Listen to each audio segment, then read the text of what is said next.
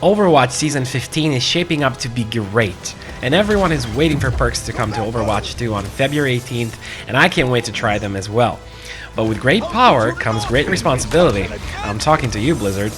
The majority of perks add flavor and variations to abilities, and for the most part seem to fit right in, with the exception of a few. In this video, we're going to take a quick look at the perks which seem almost too good to be true.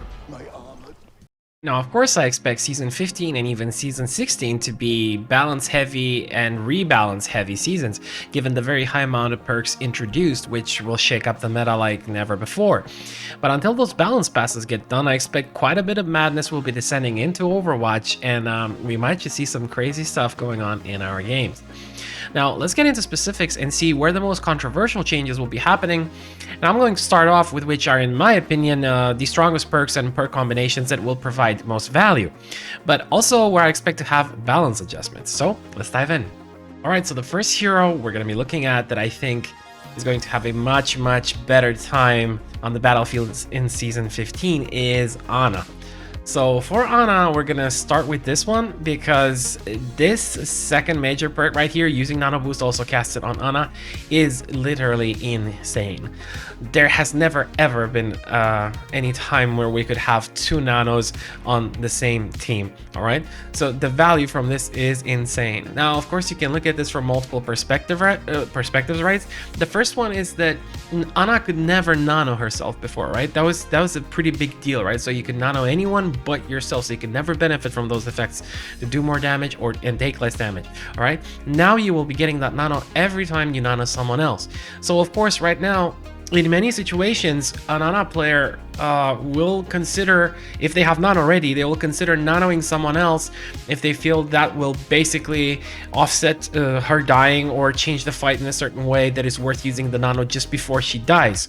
Sometimes this choice gets made a lot by Ana players, but right now that choice will be made much easier, because if you see somebody diving you and you think that you're going to die, but that nano will provide you with the extra survivability that you need, especially if you can like also nade yourself at the same time, it'll be a completely different story, because not only are you going to be able to take less damage and do more damage and heal yourself using the nade, your teammates, whoever you choose, of course, one of them will have the nano on them. You can cast it on the tank, you can cast it on second support, who can maybe come in and help you, take a bit more risk to come help you, and so on, so that you can survive. So it opens up an insane amount of options here. Okay, you can cast it on DPS, tanks, the second support, whatever. All right, so another thing is that you can basically cast it on yourself. Like, think about casting it on yourself more than the person you're casting it on.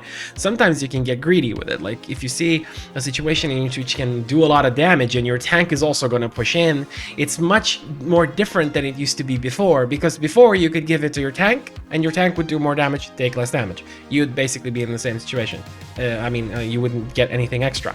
But now, if you get nano on yourself as well, then you will be doing a lot of damage at the same time. So the damage potential, right, when the nano is on the field on your team, just goes up extremely high, because Ana, I don't know, a lot of people, a lot of support players don't really focus on doing damage so much, which when playing Ana is quite suboptimal.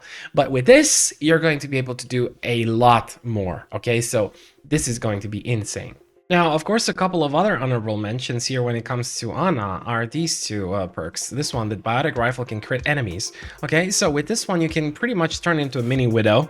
All right, especially, on long sightline maps where there is space to just easily snipe and stuff, this is going to be pretty insane. For the Ana players that have really good aim, this is a game changer. Okay, so if you're not going to take this one because you feel that this can provide more value to your team, go for it.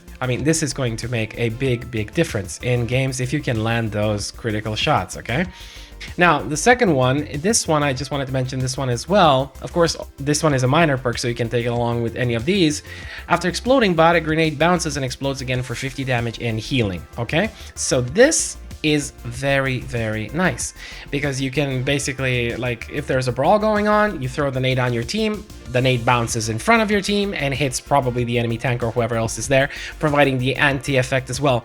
So it is going to be much easier to get both effects at the same time, right? The healing healing on your team and the damage one on the enemy team. Now, one thing that I don't know that I would like to know, of course we're going to see it very soon when the season launches, is if you look straight down, whether or not the nade will bounce again or not. Because if it doesn't bounce, that means that you're going to get 75, right, healing initially from the nade, from the first one that you throw, and then the second impact, if it basically bounces below you again because you're looking straight down, right?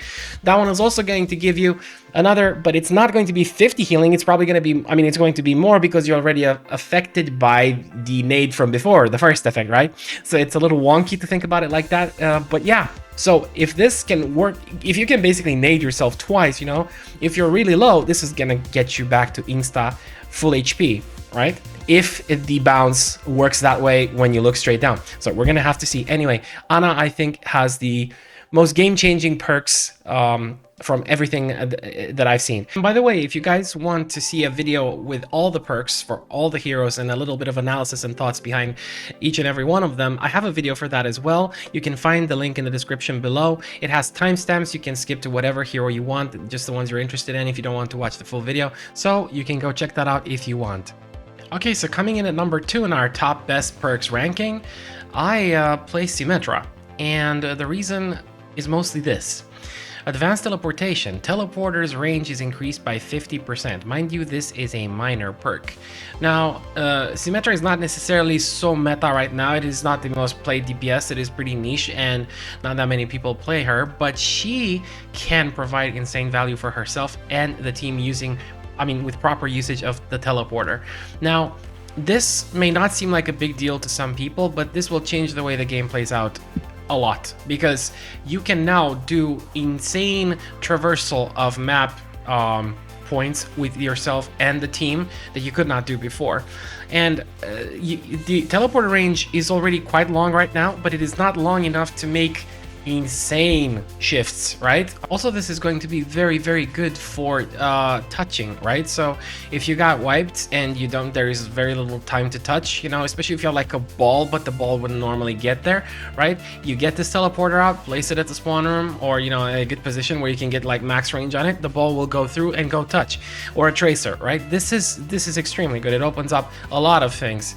Not to mention that this is the most important thing, okay? So this perk by itself is already really, really good, but in conjunction with this, okay, Symmetra regenerates 20 shields per second while within 10 meters of her teleporter. So with this, you'll be able to dive in and out and harass people a lot from off angles and like areas that they basically have to pay attention to, because you're not going to be that easy to kill, especially if you're going to regen this 20 shields, because you also regen 20 shields on the other side of the teleporter, not just the one you teleport to. So you will get some passive healing where you are, right, from the teleporter, and the teleporter is not that easy to kill, by the way. So yeah, this is going to be huge, because if you pop in and out, you know, if you take too much damage, just pop out on the other side of the teleporter, wait for the heal to kick in a little bit. The shields recharge quite fast anyway. So with this, you're pretty much unkillable if you know what you're doing. So basically the attention is mostly going to go from killing you to killing the teleporter, because you're going to be, it's not going to be easy to kill you at all. All right. So in conjunction with this, right, this perk is great. Okay, so the combination for these is going to make Symmetra, I think, very much meta in season 15. I don't see how this is going to like not happen. I think everyone is going to jump on this, especially in the higher ranks. Everybody's going to pretty much try to abuse this to its maximum potential, because honestly, I don't think it'll stay like this for too long. I think they will nerf this at some point, probably in season 15 as well. That's my thoughts on it, but you know, we'll never know. Maybe they will wait longer to see, you know, to have a larger sample size on what people are picking and what combination of perks has the most win rate and stuff like this. So maybe, yeah, but I don't think it'll remain this way forever. Okay, so next up we have Hazard, which gets this very interesting major perk right here. So Spike Guard spikes gain 25% lifesteal. Now, as some of you might already know, since Hazard launched, they have been successfully adjusting his abilities, especially his Spike Guard, right? They've done it repeatedly, and right now I would say it's in a pretty decent place, but the problem is that with the addition of this perk, this is probably going to spiral out of control again, and it's probably going to be a little bit too too good, okay? So on top of taking less damage, right, doing damage to close range opponents, you're also going to be life stealing, which means basically healing yourself. Okay, so this is really, really, really good for survivability and just basically putting the pressure on the enemy team at the same time while you have some nice sustain for yourself. And the reason that this is a little bit too good, if it were just by itself, maybe, but look at this. You have Jagged Wall, okay, so a minor perk. Jagged Wall hits charge Spike Guard with 25 energy up to 50 extra, okay? So you may know that they've reduced the total amount of time charge, whatever, right? That Hazard can hold the Spike Guard up, but with this, you will get basically 25 energy up to 50 extra on top of what you normally would get from Jagged Wall. Now, Jagged Wall, of course, is a core part of Hazard's kit, so he's going to be using this all the time. Now, using this in conjunction with this is going to be really, really strong, okay? So in my opinion, for a tank that is already doing really well, these two together are going to provide insane value, and I think that Hazard is going to be a menace in Season 15 solely because of these two. Now, I'm not going to dwell too much on the other combination. These are good for initiation, right? So you get a little bit more damage on Violent Leap for the higher HP targets and a little bit more range, okay? So these also have nice synergy, but honestly, I think that this lifesteal and the extra Spike Guard energy is the way to go, and this will make Hazard really, really hard to kill and deal with in general in Season 15. Okay, so I'm going to be making a quick mention for Tracer here, and the reason for that is this major glyph right here. I think that everything else is more or less okay, but this glyph right here basically makes Tracer, especially in the hands of a very experienced player, almost unkillable and extremely, they will not really have any downtime for blinks, okay?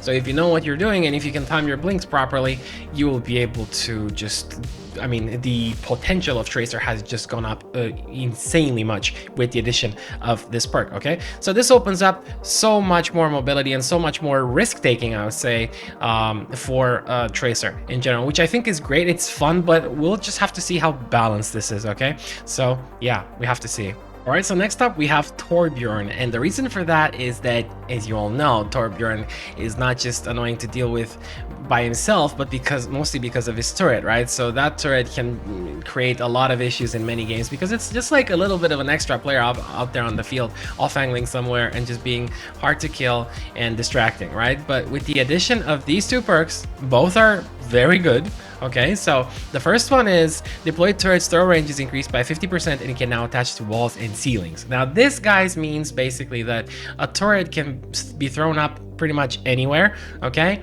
And it is really, really nice to have because you can have, you can hold an area by off-angling with your turret up on the ceiling above the choke point or to the side of the choke point where the enemy team is going to come from without really having to go there yourself. And of course the throw range is increased by 50% for this. So you can have, imagine an enemy team going through a door or a choke point in general in front of you, right? And above them you have your turret, right? So they cannot really go through the choke and start dealing with you.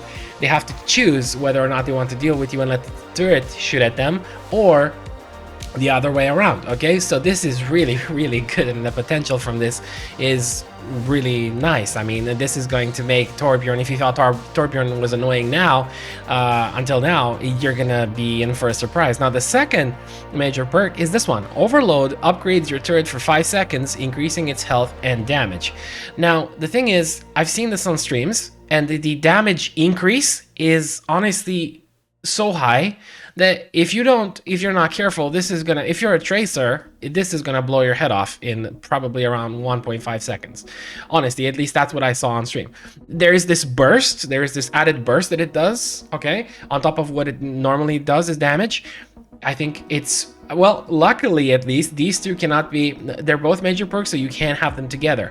But you have this one, so you have the minor one that can repair the turret 25% faster. So I think the Torbjorn is going to be way more annoying, and it's going to be way harder to deal with him because of the turret in particular. So the turret is going to be that extra player out on the field that is going to cause a lot of issues for a lot of people. So next on our list, we have Kiriko, which gets this really nice perk here, okay? So Swift Step can be used again within 4 seconds of its initial cast.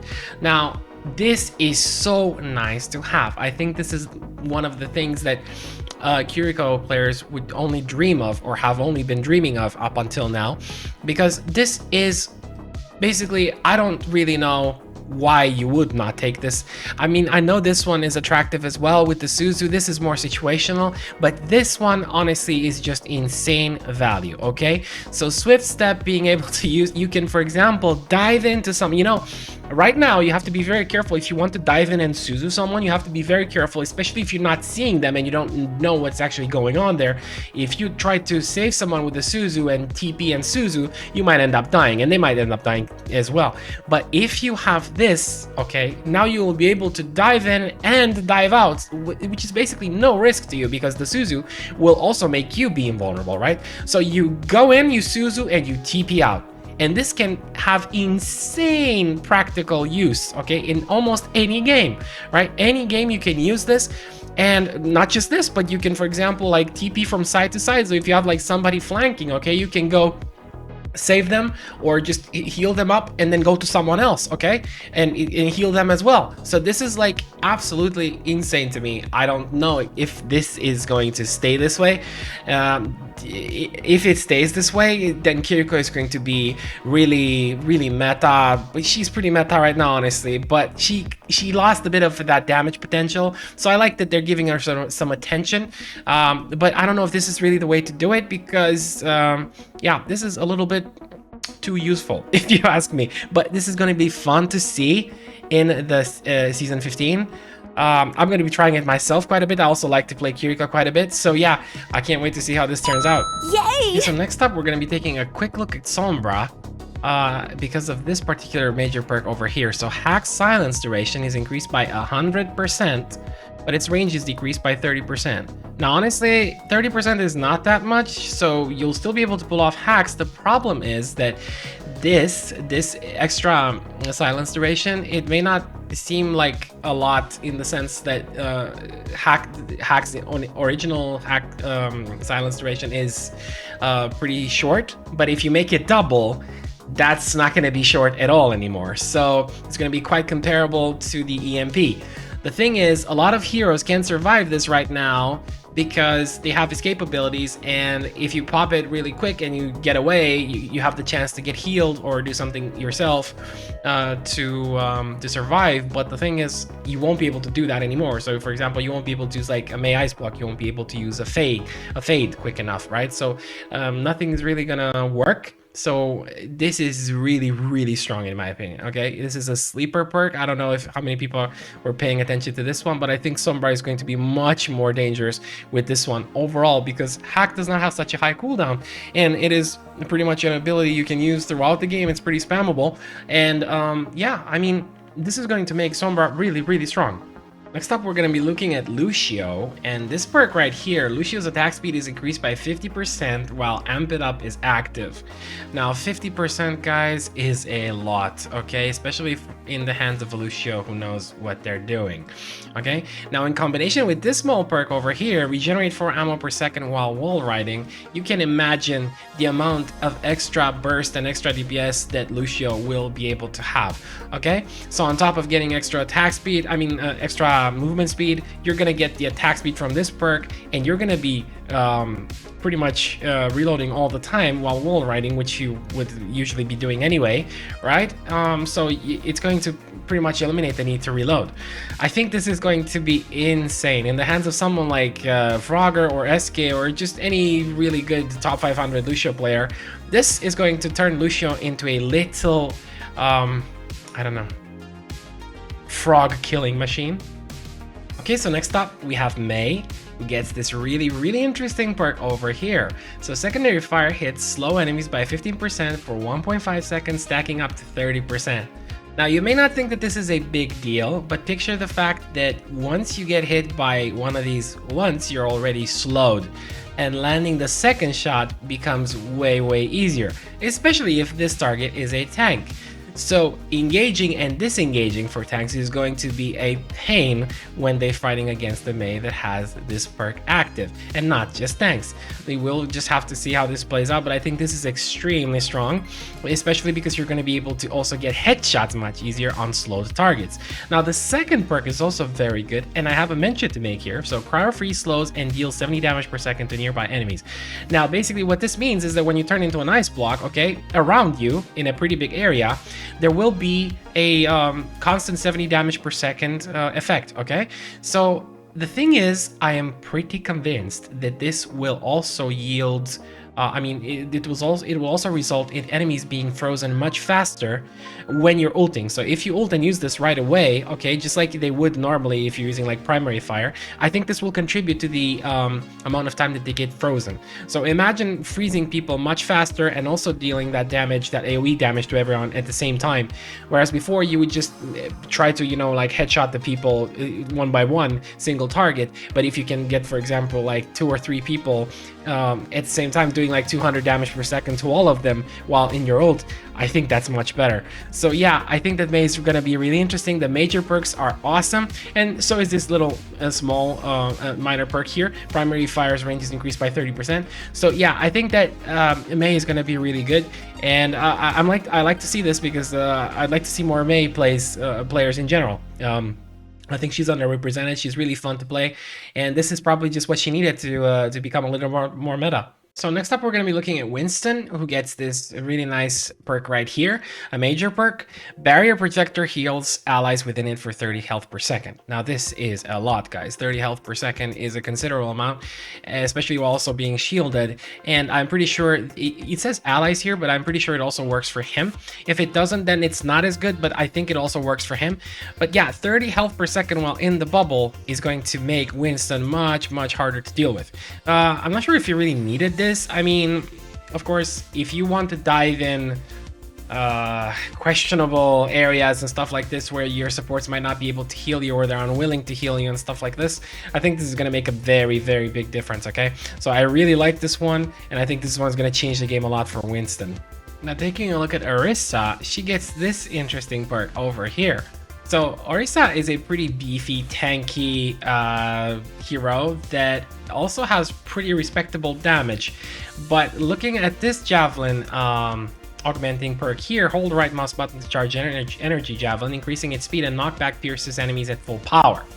Okay, so basically this is kind of like a mini Doom punch now. Okay, so basically if you have enemies lined up, and especially if they're close to walls, okay, you throw this javelin, and if you manage to get the pierces on several, you're gonna be able to do damage to all of them first of all, and then extra damage if the knockback pushes them into the wall. Okay, so this gives Orisa a really nice offensive capability, especially if she has the opportunity to spear more than one person. So I think this is going to add some skill expression into the game, but I'm not sure how balanced this is going to be, in the sense that Orisa might be doing a little bit too much with this, given how tanky and beefy she is, especially with all these other options here that she has, like this minor perk, right? Fortify briefly grants an additional 100 over health when activated. Mind you, this will also apply when she ults, so she's going to be much harder to kill when she ults as well because of this, because she's going to be fortified and have another 100 over health. So yeah, we're going to have to see. Anyway, I think that this is going to give a lot of offensive potential to Orisa, and yeah, she's going to be much harder to deal with. So for Wrecking Ball, we're going to get this interesting perk over here. Pile Driver winds up longer, gaining air control and dealing up to 50% more damage. Now, 50% more damage on Pile Driver is insane, guys. You can one-shot any decently low HP target, or almost one-shot a Tracer and stuff like this. So it is extremely strong. Okay, it is basically the core of Wrecking Ball.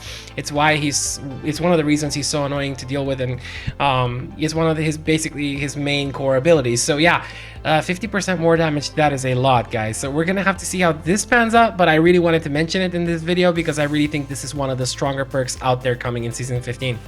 Now, the last hero we're going to be looking at here today is Widowmaker, and I think that people are not really paying attention to one of these perks over here, and it is a minor perk, by the way. You can look at the major ones, but I'm not going to dwell on them because I don't think that most of her power is going to come from these, but I think it is going to come from this one. So focused aim, scoped shots charge 50% faster during infra sight. I don't know if many people are paying attention to this one.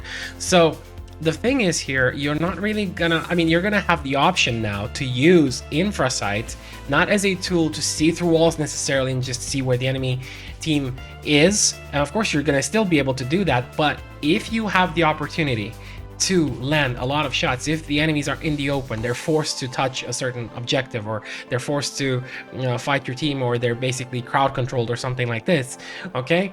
Using your infra sight will make you, basically, it'll make your flat DPS go up by 50%. So all your shot, you're going to be able to land more shots in a shorter amount of time. So I think this is crazy good, especially for a minor perk. Honestly, I thought to myself that this should have been a major perk, so I'm not exactly sure, but yeah, my opinion is that this is great, and this will turn Widow into much more of a menace than she already is. Of course, you can take a look at the major perks here as well, but they are just not as impactful as this one. In general, I think that these are just basically more quality of life and stuff like this. I mean, the repositioning one for grappling hook, you know, the shots reducing grappling hook cooldown is very nice, but when it comes to basic potential of like changing the game, okay, this one is going to be huge. Now, of course, this one with the grappling hook cooldown being reduced by 4 seconds every scope shot hit, right? This one is good in the sense of, like, I was thinking that a lot of jump shots are going to happen, okay? A lot more jump shots are going to happen than before, okay? That's what I think is going to happen, on top of just generally her being able to reposition much sooner. Alright, so thank you so much for watching. Let me know in the comments below which perks you think are going to be the strongest in Season 15. Yay! And if you'd like to see a video on all the perks with all the heroes and comments on each perk with timestamps so it's easy to browse through, you can find that link for that video in the description below. And if you want to see me live on Twitch, then that's also available in the description. So I'll catch you guys next time.